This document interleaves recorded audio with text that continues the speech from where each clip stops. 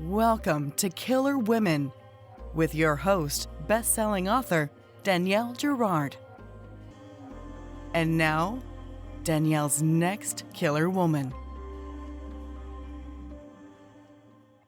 Hello, and welcome to Killer Women Podcast, a proud member of the Authors on the Air global network with more than 4 million listeners.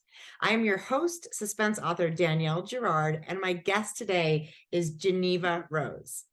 Jeneva is the USA Today and Amazon #1 bestselling author of The Perfect Marriage, One of Us is Dead, and You Shouldn't Have Come Here.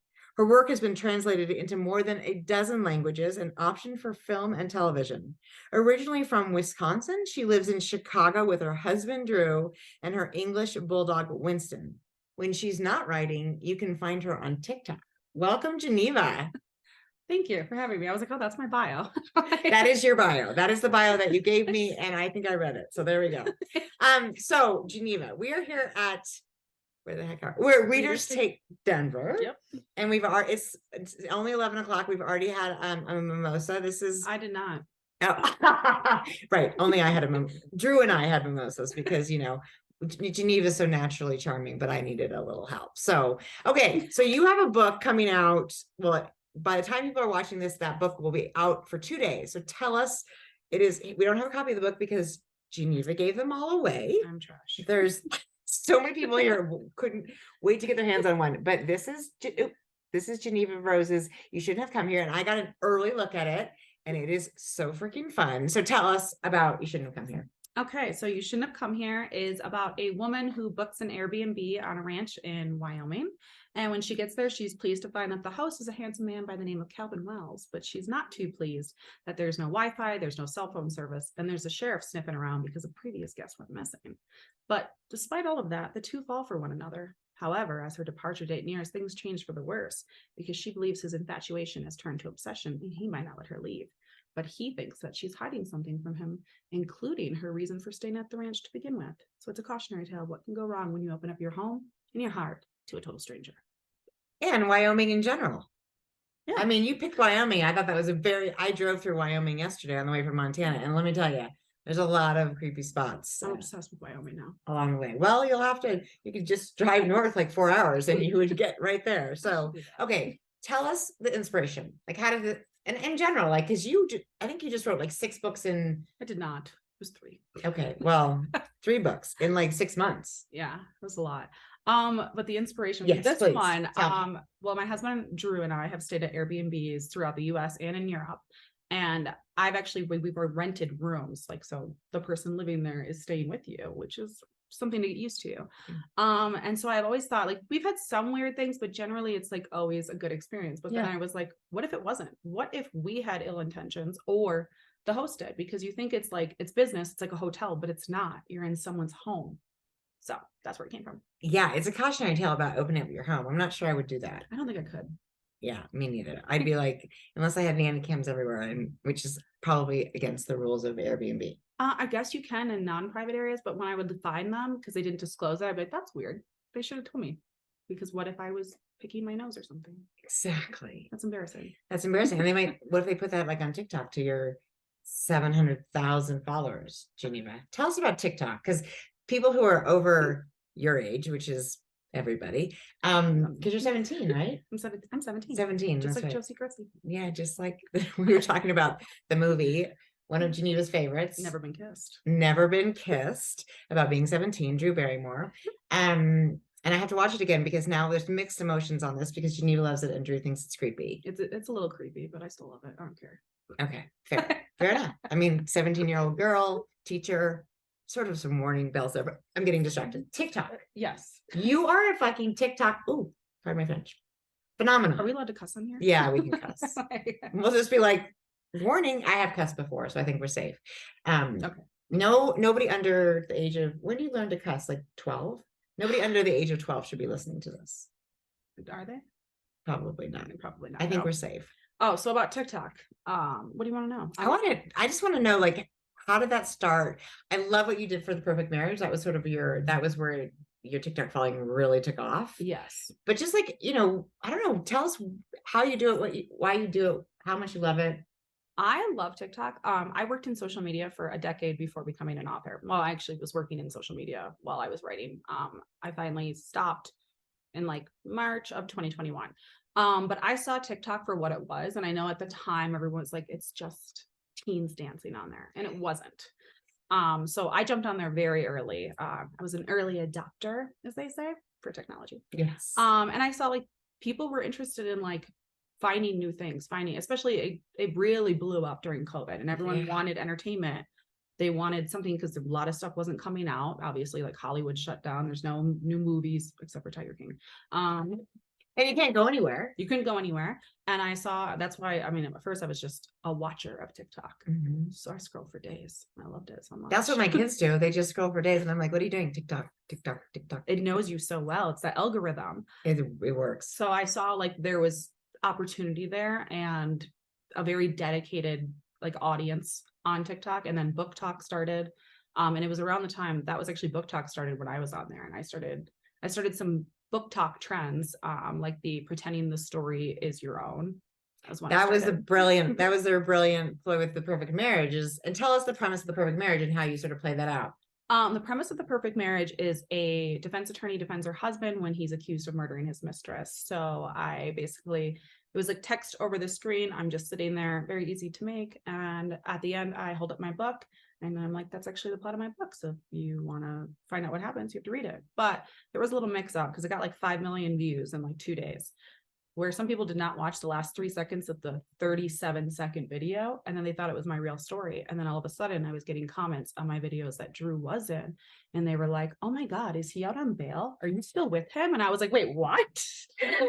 So we played into it a lot where Drew pretended to be an adulterer and a murderer. And actually, my husband and I watched a bunch of, my husband's not a TikToker. I mean, really, neither am I, but she's teaching me some things. And he watched a bunch of them this morning. And Drew is he was like, I could not do what Drew does. Drew is such a good participant. He's just naturally funny. So a lot of times so funny. I'm just capturing him. Like his movie reactions, all of that. Literally, that's what he was doing because I forced him to watch the movie Sleepover, which I also love. It's like a tween comedy. I don't think I've seen it. It's funny because Steve Carell, that was like his first thing before The Office. He blew up right when that movie came out. So it's really funny. Okay, I'm gonna have to watch that. Well, yeah. So Drew is, and actually a lot of it, they are. I mean, Drew he's not the star that you are, but he's in there an awful lot. Oh, he's a star. He's obviously a star to you, and he is hilarious, and he will likely emerge from it's like he's hiding in the bathroom, which he's not actually. He's on a wine trip. He's on a wine trip because we've discovered that hotel wine prices are insane. Yeah. Well, I love the premise of The Perfect Marriage, and that is your thing. Like it's like everybody's a little twisted inside it. You got a lot of twisted human beings in your stories. I like twisted human beings. Yes, you do. Yes. How would you not love them? They're fun to write about. So, okay. So do you think that there is a killer in all of us? No. I mean, I think it backed into a corner, perhaps. Like if you really had to, maybe, but like I don't think so. Well, wouldn't that be the scenario? Is it like somebody was like, I'm not talking about like you're being attacked and then you attack. Like an actual, like, I'm going to kill someone. Right. I don't know, because I don't think I could kill someone. Oh, I actually see the potential in you, Geneva. I think you should reconsider. Let me think of the people that have wronged me. Exactly. Scott comes to mind. No, he's too pathetic probably to warrant murder. He would sue me on stuff. Oh yeah, we don't do that. We don't want to be sued. Although, can he sue you if he's a public figure now?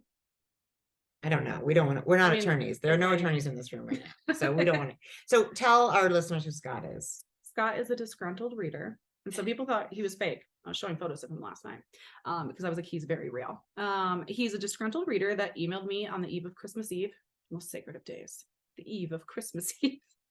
Why is that the most sacred of days? It's just funny because that's how I told her. I was like, I was just mad because it was like I had like a 3-day period because I wrote the 3 books in a 6-month period. So I had 3 days where I was not going to do anything with work because I've literally been working Monday through Sunday for months. And it was just the 23rd, 24th, 25th, I was taking off. Yeah. And I checked my email and I got this horrible email from Scott saying, and I get emails. Like I had someone that emailed me and said, you deserve to be beaten and thrown in prison for writing The Perfect Marriage. Wow. Yes. That's awfully aggressive. It's really aggressive. Apparently she's going to boycott the film. So I can't wait to get thrown flour on me or something. I don't know. Flour. Like, like the PETA people. I mean, I don't wear like leather or whatever. I'll probably throw something on me. That's hilarious. But yeah, he emailed me and I never respond. I usually just reduce these people to content, because if you're going to take the time to just try to be mean and contact an author, I'm going to reduce you to content. But I didn't. I just emailed him back, and I usually never do. And it was very passive aggressive. And I said, thank you for reading. Hope you and your family have a Merry Christmas and a Happy New Year. And then he emailed me again to tell me how much he hated my work and that I should switch careers and that he hopes I fail miserably. And I was like, Scott, you're about to be content because you took it too. I literally thought he would just be like, oh, wow, I'm a douche. I should not have sent this email. Like, this is a real person so behind it. let's talk about that, because to the world out there, what do you get? What's the fulfillment in being like, your work sucks? Why don't you just not buy it? I don't even understand 1-star reviews.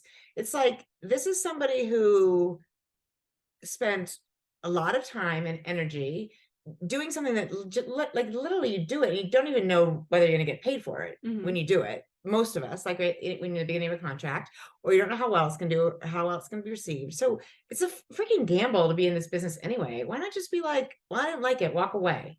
I know that's how I always was, even before being an author. It's right. Like, if I don't like something, then I just don't talk about it. Exactly. I've never left a 1-star review. I will never even, and I'm not talking just books. It's like, if I don't like something, then it's just, I'm not going to recommend it to my friends, but I'm also not going to, like, it's somebody's living. Yeah. Also, a book is like a baby. It's like giving birth to something, because it takes time and you give up. There's some part of you in there. You're not the characters.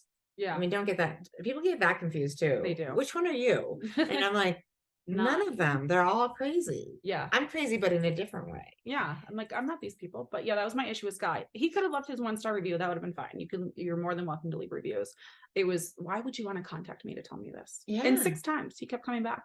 And he's finally stopped. Oh, I think he stopped because I think he realized he stopped when people found out who he was and they were review bombing his business, because he has his own law practice. Oh. And I found out about it, and I made a TikTok sharing one of his emails. He actually told me to share these emails. Literally in the email, it says to share our story, because obviously I was being very, very funny about it.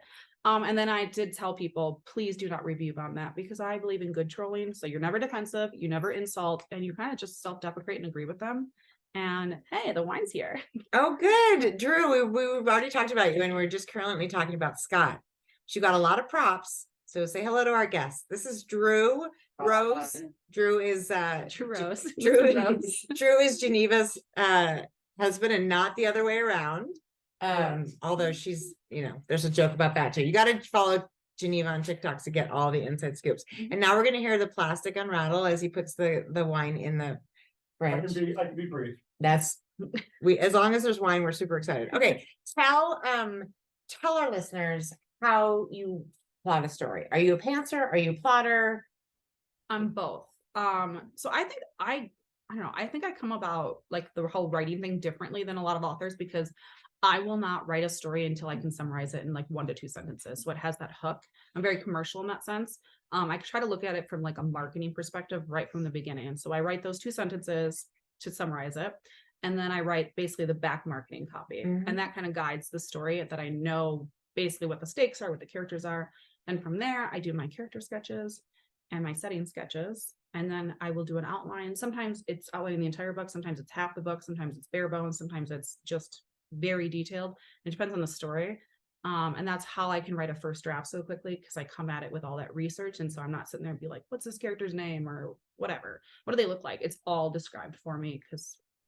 And how long does that process, and obviously it depends on whether or not you're doing, full outline or just sort of like the bare bones, but how long does that process of preparation take you? I would say once I know I'm going to write a story, it's about 2 to 3 weeks that I will spend doing all of that. And the reason, like the outline, if it comes to me and I know like you shouldn't have come here, that book was completely outlined. I outlined that in a day and it just came to me very easily. The new one I just wrote that'll release in 2024, I only had like maybe the first third outlined. So it took me a little longer with the first draft because I could not figure out what I was doing. until I wrote like half of it. And then I realized I was missing a point of view and I had to go back and insert it. And then I could finish it. Interesting. And why do you think some books, like, it just feels like you can, the outline comes and others not so easily? I don't know. Like, I don't know. I think with You Shouldn't Have Come Here that I knew it was going to go back and forth between the two characters. Right. So it was like, chapter 1 is Grace, chapter 2 is Calvin. It's back and forth, back and forth, back and forth. Whereas the one I just wrote that'll come out in 2024, I had 3 points of view switching between present and 1999. And then I added another point of view. So I think it was complicated trying to keep track of the timelines. Right. And when you writing, like, did you write Grace, Calvin, Grace, Calvin, Grace, Calvin? Yeah. Some people, I think, write all the one and then all the other, but you were doing, it's easier to kind of, I think, go back and forth, because then you're leaving us on this hook, which is another thing you do really well. Like the end of the chapter, you're like, oh, I was going to go to bed, but now I have to read the next chapter, right? Because it's like, you want to know. And then, of course, you have to get to the end of the book, which, no spoilers, but the end of that book was wild. Totally like, oh, did not see that coming even a little bit, which is so fun. I know. So the ending in most cases, the ending isn't a surprise to you. You know it's coming. For You Shouldn't Have Come Here, actually, I changed the ending. Which I can't say. No, I'll tell you after the interview. Yeah, exactly. I will know something you don't know. Did you just say something? I think he's in the bathroom. He's hiding behind the bed. It's hilarious. Is he? Yeah, I think. Oh, he's taking a cat nap. Okay, I love this. So you're writing full time, obviously now with all of your success, which is amazing. I am not kidding. She's like a 5-book deal with your new publisher, and then this You Shouldn't Come Here's book 2. Yes. And then as of yet, undisclosed new thing happening, which I don't know if you're talking about publicly yet. Not yet, because they didn't. I keep saying like, oh, there's 2 more projects coming out this year, but I can't tell you about it yet. That's fair. It'll actually, I think it'll be announced by the time this thing comes out. Okay, well then we'll just let you put it out there, and people can go and figure out what this incredible news is. There you go. But it's really exciting for sure. Okay, so do you have, when like you said, these crazy 3 months, you're working Monday through Sunday. That's insane. That's all the days. If we're not like clear Monday and then we end on Sunday, Monday's the next day. So no breaks. But like in a normal, like when you're acting like more human and a superhero, do you have a certain schedule that you write by? Are you a morning person? Are you how do you do your days? My best writing starts at 10 a.m. Mine too. Yes, 10 a.m. because I like to like have those couple hours where I try to like exercise. I don't always do that though. And whatever, clean my house or whatever. And then I write. I try to write. I try to keep it Monday through Friday to be like a normal person. It doesn't happen because it just doesn't. I feel like I'm always working. It sucks. I think it's one of those things that are like, first of all, we love it, right? We do love it. So we can complain about it, but we're also like, damn, we're lucky to be doing what we love. Yes. But it's also like, don't you feel like if you leave a book alone for a weekend, Monday comes and you're like, where was I? It almost requires constant. That's why I do write quickly, because I don't know, I just try to get it done so that I don't forget. And it's like, then you run into like, oh, timeline issues or whatever, you describe a character differently. So that's why I try to write that first draft as quickly as possible, because I think it leaves less error. I mean, obviously there's a lot of errors and typos and grammar, but less errors in like the cohesion of the story. Right. You manage. And I think that's why when I'm really into a project, I try to touch it every day, because it just, that way I'm not like, oh God. And also a trick that actually, I'm trying to think who told me this trick. Was somebody fabulous that I talked to, and clearly they're all fabulous. I can't remember, but it was that she sets herself up and she leaves the story in the middle of a scene. Okay. Like she's like, this is where, like she knows exactly what's coming next. And then she just closes it for the day, because then when she gets there the next time, she's like, oh, I know exactly where I am, versus I like to finish a chapter and be like, there, I did it. But then you start with a blank page. That is true. I have heard, and I've tried to do it where I try to leave where I'm really excited rather than stopping where I'm like, oh, I'm not going to pick this up again. So I do try. I'm probably not great at it, but I do try to leave it where I'm excited to come back to it rather than like, oh, I have to get through this part.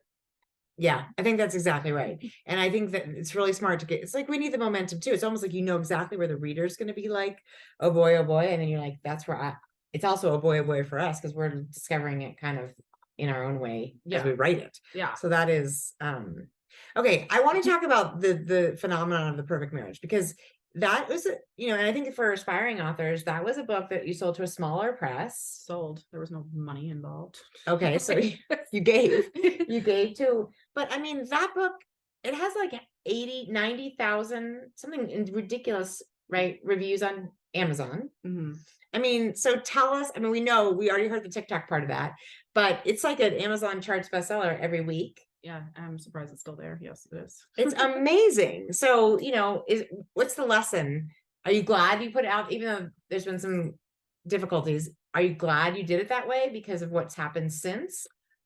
Yes. So when I had an agent, and I ended up leaving that agent, and that book was already out on submission, even though it was very small, we didn't really hear back. No other agent would look at it. They were like, nope, it's already been on submission. You're done. And I just really believed in the book. I thought it had such a great hook. And I was like, you know what? And I remember actually went out with a friend, and she was like, you should just self-publish it. But I was too scared to do that. And then she's like, what else can you do? And I was like, I guess there's publishers that accept unagented submissions, because I could not get an agent. And she was like, you should just do that then. And I ended up doing that the next day. And a publisher came back 2 days later and was like, we'd like to publish this. I'm like, great. I knew it was a huge risk because it was a very small publisher out of the UK.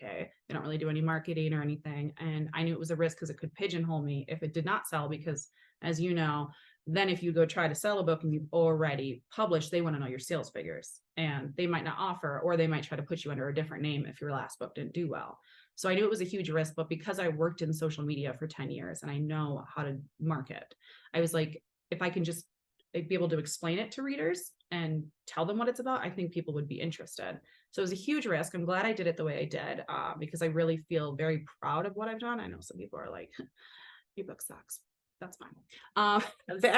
Every single author with every single book has people that say that. Yeah. I mean, the most successful books, you think about like Girl on the Train or Gone Girl, some people hated those books, but yeah. I think in some ways a strong reaction to a book, love or hate, is actually all you really want, right? Yeah, there was an author who wrote a blog about me this week. Did you see my post? No. Yeah, they wrote a blog about me saying that I should care about my negative reviews because they're so angry. And they're like, it doesn't matter that she's got an average of a 4.04 on Goodreads and there's like 200,000 people that love it, but because there's like 7,500 people that absolutely hate it, they wrote an entire blog about it, quoted all my 1-star reviews. I was like, what is this? Right. Yeah. And they were like, she should care. I'm like, I thought reviews are for readers. So, and why? And like, so that's curious to me. Like, what are you supposed to do about it? I guess cry. You don't think I have? I've cried. We've all cried. Being an author means crying regularly. Yeah. But I mean, that's very bizarre. It is very bizarre. And I have to be honest, like, you can't care about your 1-star reviews, because if you read those and really thought about them, you'd never write a word again. You'd be paralyzed. You would.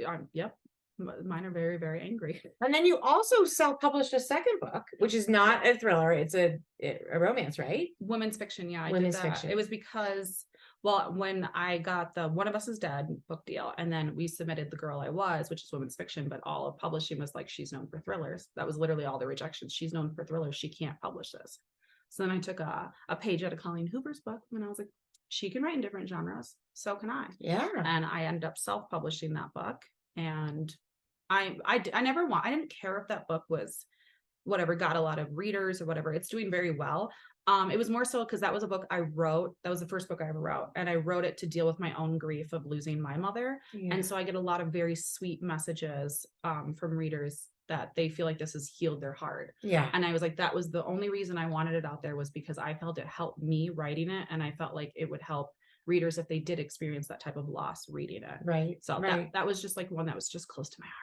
And I think that's what a powerful way to deal with our grief, right? Is to do exactly what you did. So yeah. And now we won't talk about, but there are lots of authors, Colleen Hoover, Ashley Winstead. Oh yeah. She writes between really dark thrillers and very light books. Yes. So, that I don't know why we have to just do one thing. I think that's gone away because of Colleen Hoover blowing up in like 2020, 2021. I think publishers now realize that as long as like the genres aren't so far apart, like if I wrote thrillers and then I wrote maybe like sci-fi, those probably aren't they're the same readers, but romance and thrillers, those are typically the same readers. Like I read romance and thrillers. Yeah, those are my genres. Exactly. And and actually I think also it's about the packaging, right? You make sure in the title, like if you make sure that someone's not going to pick it up and be like, oh, this is a thriller, and be like, oh, damn, it's not a thriller. It's very clearly. Oh, I've gotten reviews that are like, I thought this was a thriller. I could not make that cover more non-thrillery. Yeah, exactly. No, that is so funny. They were like, why did no one die in this book? I was like, we did. Yeah, exactly. So, Okay, so what advice would you give to an author just starting out? What would be your Like just publishing or just starting? I mean, my advice for any like an author just like starting on their first book is just write. I always say if I waited for inspiration or motivation, I would never write. And then my other thing is don't stand in your own way. I was the first person to stand in my way. I was the first no. I was the first person to tell myself I couldn't do it. I actually wish I would have taken writing seriously much earlier, but I thought I couldn't finish a book. I thought I couldn't write a book. So I always say, don't stand in your own way because you're going to have a lot of other people that are going to tell you no and you can't do it. So you don't need to add to that noise. It's so true. Yeah, exactly. And we are our own worst critic. So if you listen to your own noise, you'll never get to the end of chapter 1. So you gotta just do it. Just do it. Just like Nike says. Just do it. Right. Just do it. Okay, so there's some film and television buzz. Are we allowed to talk about that yet? I mean, it was announced in Deadline. So the only thing I can say is that The Perfect Marriage film, they hired William Broyles Jr. to write the script, which he's known for Castaway, Saving Private Ryan, and Unfaithful.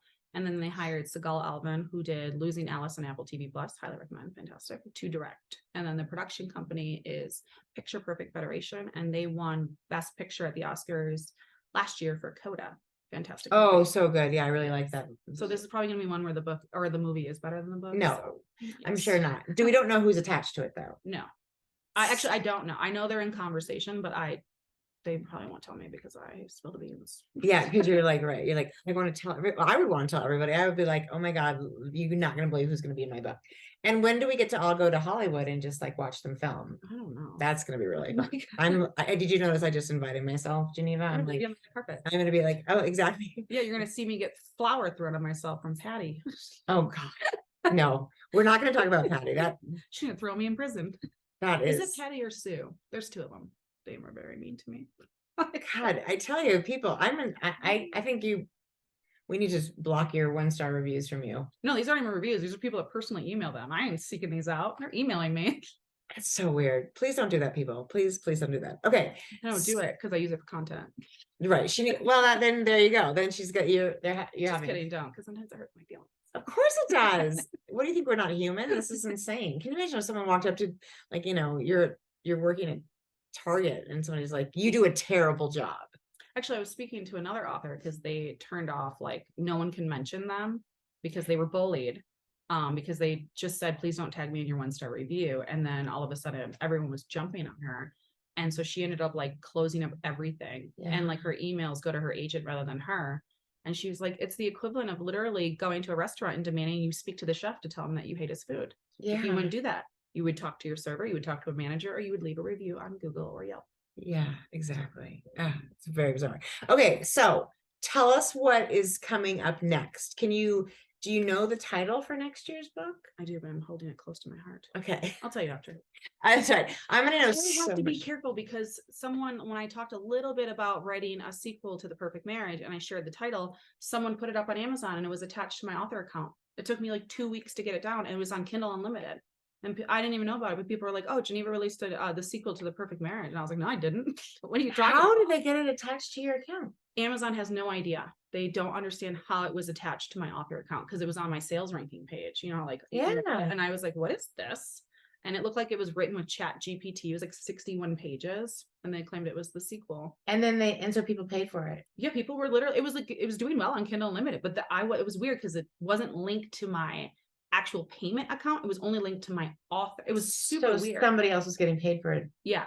And it took like 2 weeks to get it taken down. So now my agent's like, you need to not share things. I'm like, that's gonna be very difficult. You're like, exactly. That's what I love to do best is to share things. That's really nice. Okay, you'll tell me after. Okay, so we have the release date of You Shouldn't Have Come Here, April 25th. 25th. Happy 25th. That's so exciting. And then definitely a book in 2024, maybe 2. There's gonna be 3 projects in 2023, and there will be for sure a thriller in 2024. Right now, I'm like every April I'll have a thriller coming out through 2027. There you go, guys. A lot of books to get. And so far, people can go and read your 3 existing thrillers. Yeah. Or I have The Perfect Marriage, One of Us is Dead. I had a series that was under a pen name, but then they were like, can we put it under your name? And I was like, that's what I wanted under from the first place. So now it's under my name. And that's the Detective Kimberly King. There's a lot of people wanting a 3rd book in that series. maybe we're working on that. And then The Girl I Was. Yes. Awesome. Awesome. Well, so you already finished yours. Oh no, you didn't have one. But here we go. Cheers to Jeneva Rose and a very incredibly successful 2023, 2024, 2025, 2020. Well, anyway, you get the idea. Forever. So we'll see. okay, this has been Killer Women with Jeneva Rose, and we will see you next time. All right. Drew, say bye. Bye. Bye. We're gonna go open some of that wine. Yes. Bye. Bye.